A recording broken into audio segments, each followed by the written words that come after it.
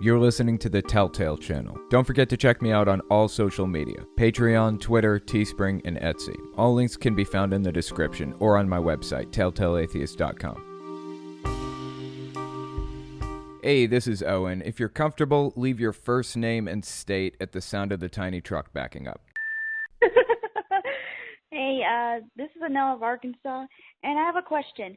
How did Jehovah's Witnesses react to their own committing violence? Is it a disfellowshipping offense or something? I'm really curious for years. Good question, actually. So I've talked about this before with my dad. He was very physically abusive. Like to disturbing degrees. Very, very physically abusive. So what happened to me when I was little? Basically, Jehovah's Witnesses have this rule in place called the two-witness rule. And if there are not two victims present or two witnesses, so if my mom was in the room to witness him attacking me, that would be two witnesses, me and my mom. If there weren't two of us, then he couldn't really get in trouble for it exactly. I mean, they may counsel him about it and say, hey, we've heard that your son has told us, some things going on, and he's telling us you're hitting him and things. But he said, she said type of situation, like my word against his, was irrelevant. Nothing would happen to him.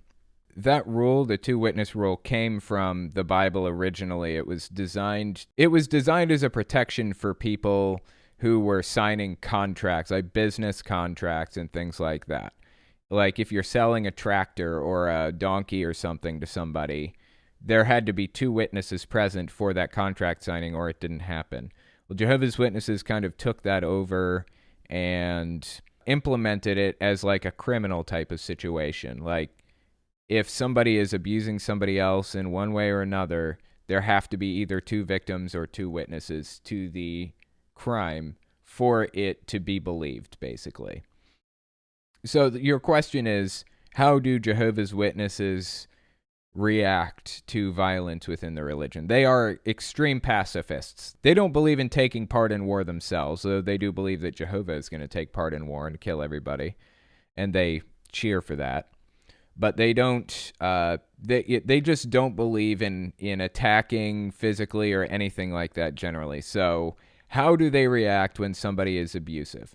If it can be verified by two people, at least, that this person is doing these things, it is a disfellowshipping offense, for sure, yes.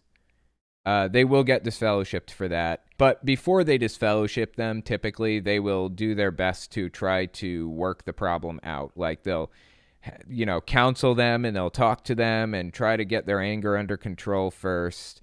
And if that doesn't work, they'll give them a couple of chances, and then they'll send them to a judicial committee, at which point they will be disfellowshipped for it. If it's severe enough, they'll jump straight to the judicial committee. My dad probably would have been disfellowshipped for the abuse that he was perpetrating if the elders had believed it.